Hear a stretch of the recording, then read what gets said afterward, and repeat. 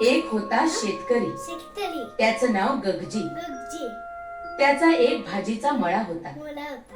गगजी खूप मेहनत करायचा. मळ्यात खूप भाजी लावायचा. वांगी, दुधी, गवारी, तोंडली अशा कितीतरी भाज्या लावायचा.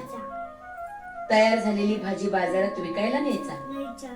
मिळालेल्या पैशातून गूळ, साखर, तिखट, मीठ, खाऊ, कधी खेळणी आणायचा. या गगजीची बायको त्याला मदत करायची. घरातली कामं, जेवण करायची. तिचं नाव होतं गगी. गगजी आणि गगी या दोघांना एक मुलगा होता. त्याचं नाव गगला. आणि एक मुलगी होती. तिचं नाव गगली. गगला गगली शाळेत जात, अभ्यास करत, मित्रमंडळींबरोबर खेळत चौघही अगदी आनंदात राहत होते. एकदा गगजीनं आपल्या मळ्यात मुळा लावला. रोज तो नियमितपणे मुळ्यांना पाणी घालायचा. थोड्या दिवसांनी मुळे चांगले मोठे झाले. गगजीनं मुळे बाजारात विकायला न्यायचं ठरवलं. दुसऱ्या दिवशी सकाळी त्यानं मुळे उपटायला सुरुवात केली. 3-4 मुळे उपटायचे, धुवायचे, त्यांची जुडी बांधून टोपलीत टाकायची. असं त्याचं काम सुरू होतं. बरेचसे मुळे उपटून झाले. गगजी एक मुळा उपटू लागला. मुळा काही उपटेना. गगजीनं जरा जास्त जोर लावला आणि म्हणून मुळा उपटू लागला. पण मुळा काही उपटेना. शेवटी गगजी उठला. एक पाय मागे, एक पाय पुढे घट्ट रोवून त्यानं दोन्ही हातांनी मुळा पकडला आणि लागला उपटायला.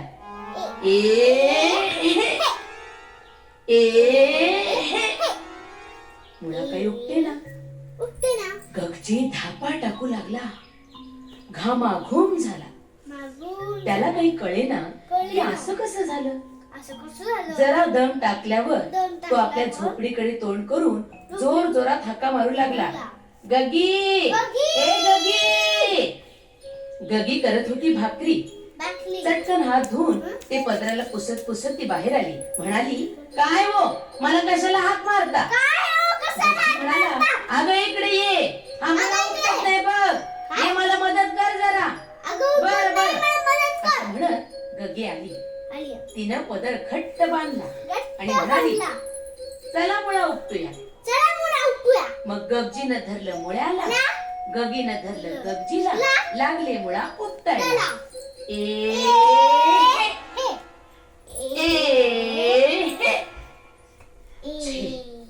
कस्त काय आणि कस्त काय, मुळा काही उपटेना. दोघही घामाघूम झाले. गगी म्हणाली, अहो आपल्या गगल्याला बोलवू का, त्याच्या अंगात लई ताकद आहे. गगजी म्हणाला, बर बाई बोलव त्याला. हात मारली. गगला, अरे ओ गगला. गगला विटीदांडू खेळत होता. तो पळत पळत आला आणि म्हणाला, आई मला कशाला बोलवलं. गगी म्हणाली, अरे हा मुळा उपटत नाही बघ, चल चल आम्हाला मदत कर चल. गगला लगेच पुढे सरसावला. त्यानं शर्ट खोचला. शर्टाच्या बाह्या मागे सारल्या आणि झाला तयार. मग गगजीनं धरलं मुळ्याला, गगीनं धरलं गगजीला, गगल्यानं धरलं गगीला. लागले मुळा उपटायला.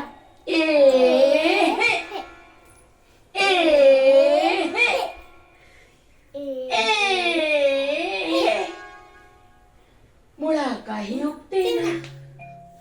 सगळे डोक्याला हात लावून बसले. मग गगला म्हणाला, आई आई आपल्या गगलीला बोलवू, ती तर चांगलीच हुशार आहे. गगी म्हणाली, एवढीशी पोर काय करणार, बर बोला बघ तिला. मग गगल्याने जोरात हाक मारली. गगली, गगली खेळत होती भातुकली. आपली बाहुली घेऊन ती आली. म्हणाली, कशाला रे ओरडतोस, माझी बबडी झोपली दिसत नाही. गगला म्हणाला, बाहुली ठेव तिकडे, आधी हा मुळा उपटायला आम्हाला मदत कर. गगलीनं बाहुली बाजूला नीट ठेवली. तिला थोपटलं आणि आली जवळ. मग गगजीनं धरलं मुळ्याला, गगीनं धरलं गगजीला, गगल्यानं धरलं गगीला, गगलीनं धरलं गगल्याला, लागले मुळा उपटायला. ए हे, ए हे, ए हे.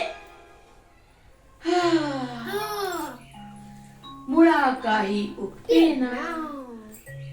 आता काय बरं करावं? गगली म्हणाली, माझ्या मनीमाऊला बोलवू.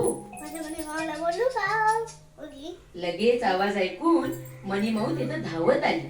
गगली म्हणाली, मनीमाऊ आम्हाला मुळा उपटायला जरा मदत कर ना. मनीमाऊ लगेच मुळ्याजवळ गेली. तिनं मुळ्याच्या भोवतालची माती उकरून सैल केली आणि ती बाजूला गेली. मग गगजीनं धरलं मुळ्याला, गगीनं धरलं गगजीला, गगल्यानं धरलं गगीला, गगलीनं धरलं गगल्याला, लागले मुळा उपटायला.